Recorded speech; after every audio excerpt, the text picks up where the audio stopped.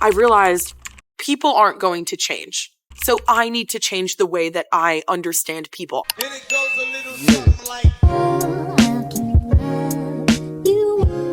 Greetings, beautiful beings. Welcome back to my channel, Rising with Rachel. I am Rachel, and together we rise in talking about all things consciousness. Today, I wanted to share with you one of the greatest lessons that I have ever learned in my life, and it is to have different expectations for every single person in your life. Of course, the end goal should be to have no expectations of anyone or anything, any scenario possible, but that's a hard place to get to, and we are also human. It's not like you're just going to stop having expectations for the world and the people in it one day, but you can switch your perspective that allows you to navigate having expectations for the world and others in a healthier manner. You can operate in a way in which your different expectations of others allows you to be more at an inner peace, more comfortable and happy, and not disappointed all the time when people are not hitting bars or standards that you are setting. You see, us humans, us silly little humans, we walk around with the assumption that every other person on the planet thinks and behaves in the ways that we do, which couldn't be the furthest thing from the truth. Every single person is their own walking experience, their own walking journey, carrying their own baggage.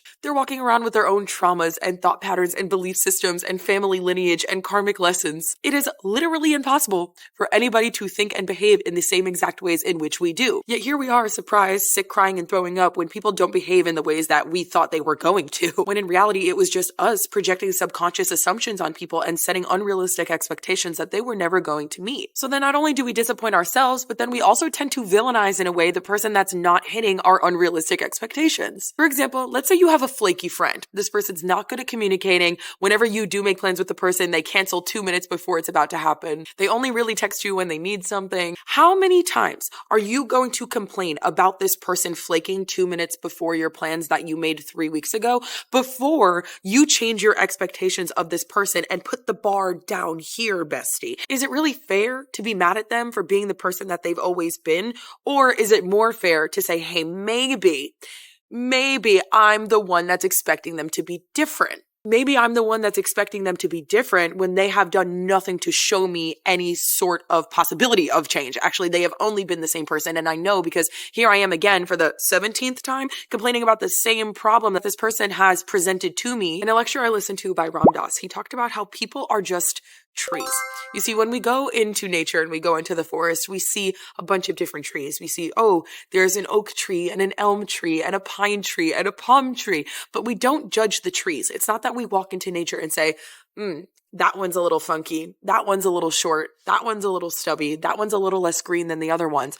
We place no judgment on nature, but when it comes to humans, it's a completely different experience. But what if we operated in the way in which we view people like those trees, just being? You start to look at people like this, just being who they are, living authentically in their truth for whatever their now moment is bringing to them. It allows us to take things a lot less personally because you realize people are just navigating their own stuff. They are just being. Your friend who sucks at texting is just being the person that they've always been that sucks at texting. Your flaky friend is being the person they've always been, the flaky friend. Whether or not these people you have expectations for change is none of your business. The only thing that you can do is open the energetic doorway, meet them with love, let them know you're disappointed. Let them know how this affected the rest of your plans for the week in a way that doesn't make them feel shameful for being who they are, in a way that doesn't make them feel bad for being that oak tree because they are just an oak tree, but in a way that meets them with love, compassion, understanding that says, hey, I understand where this is coming from. Please know this did affect me. However, I see you, I understand you, and I still love you.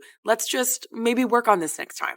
And or depending on the situation, say nothing at all and just meet them with love and understanding. And yes, okay, we can hang out next week. The only thing you can do is open the energetic door that allows the person to see the space you hold for them where they feel comfortable enough, consciously or subconsciously, they might not even realize it, for them to rise to the occasion and actually have higher standards for themselves, actually follow through, actually hit what other people would deem as expectations from them. But if they don't walk through that door, you can't push them through it. If they don't text you and let you know that the plans are still on for tomorrow, you can text them and still ask. It's not like they're going to do it the next time you have plans. You're still going to have to be the person that reaches out. Ever heard the saying, a leopard doesn't change its spots? I'm always on the fence with that quote because I have realized that people really can change, but that requires this inner fire, this inner knowing that there's something more, that there's something better, that there's a different way to live.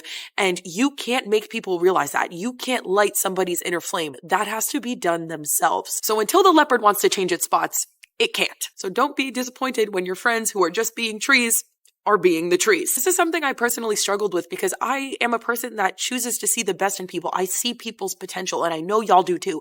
I can see everything that somebody can be and the highest version of themselves that they are not allowing themselves to step into. And that frustrates me. I'm not going to lie, but that's where I've had to learn that their journey is none of my business, and I can't involve myself in the middle of all of that. I can't take it personally if someone doesn't answer my text because I don't know what they had going on that day. I don't know what demons they're battling. I don't know what life is bringing to their forefront, what their brain is bringing to their frontal lobe to work through at this moment. So yeah, am I disappointed if my flaky friend cancels 2 minutes before our plans are supposed to happen? Absolutely. It's annoying. It's frustrating.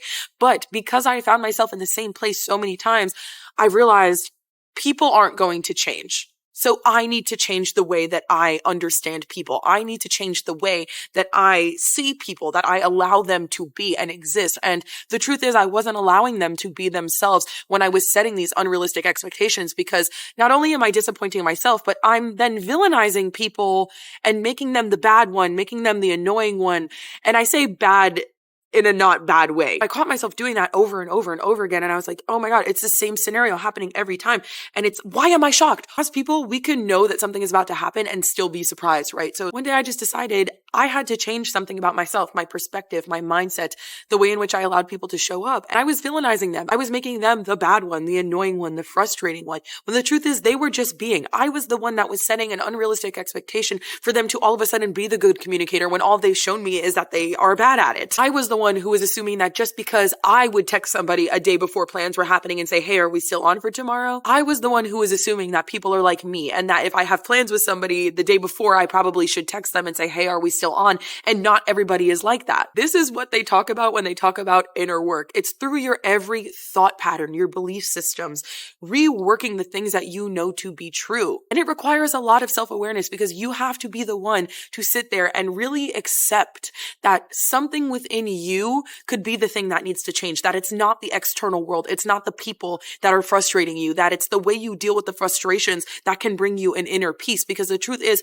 people are always going to be doing their thing and on their own journey and being trees. And we don't like all trees. We don't think all trees fit in certain scenarios. If you lived in an icy tundra and all of a sudden saw a palm tree, you'd probably be like, you'd probably think that's weird. But when you remove the judgment, you just see that it's different. And that's exactly how people are. Everybody is just different. And you have to be the one to decide whether or not you can tolerate dealing with that something different. If it's not something you want to deal with in your life, that's absolutely fine. You don't have to make it personal. You don't have to say, because you are like this, I don't want to be a part of your life. You can say, the way in which we operate, the way in which we navigate life, it's just different and I don't resonate. And that's fine. I wish you well. I want you to eat, just not at my table. You can't make other people the source of your frustrations, because again, they are just trees. They are just showing up at the capacity at which they know how at this current moment, this current state of consciousness and awareness and place in their life. They are just being true to their now moment. And you might not understand it, but that doesn't mean you need to take it personally. It's just something that you need to accept, not only to bring about yourself this inner peace where you no longer feel yourself disappointed by others, because that is an emotional toll, right? That takes emotional baggage on you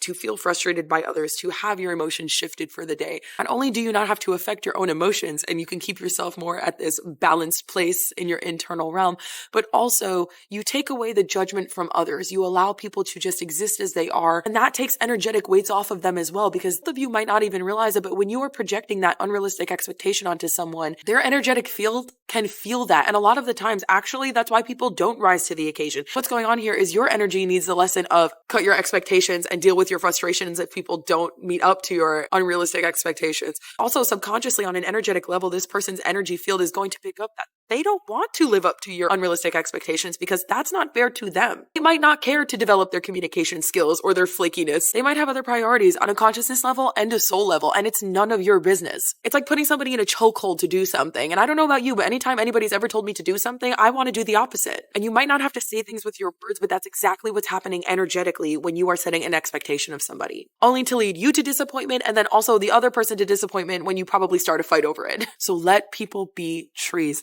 Let them be them. Don't take it personally. Focus on your own journey and just worry about being the best you that you can be. When you focus on yourself, when you raise your own frequency and your own vibration, that is opening the energetic door that allows other people to walk through it, because you become magnetic. Your energy becomes infectious. Your aura becomes this welcoming energy that's filled with love, and other people can feel that. You know the saying, energy doesn't lie, and it's true. When you just be the better person, when you just are the high frequency and you're not telling somebody to be a higher frequency, people can feel that difference on a conscious and subconscious level, and it makes them want to be like you even more. Just allow people to be them in the same way that you would want people to allow you to be you too. However people are, whatever their journey is, it's none of our business. Observe it all, take it in, and decide if that's something that you want to be around in your life. Don't judge any of it. It's not yours to judge. Just be and embody those expectations that you have for others, yourself, and again, open that energetic doorway that allows them to see the space in which you hold for them to rise to the occasion. It only creates more peace for everyone. Thank you for being here with me, you beautiful beings. I hope I was able to shed some light that allows you to change your mindset in any which way, that allows you to operate in a way that fully helps you embody your highest self now. While I have you here, don't forget to join our conscious community and hit the like and subscribe button. Infinite light, love, and blessings to you.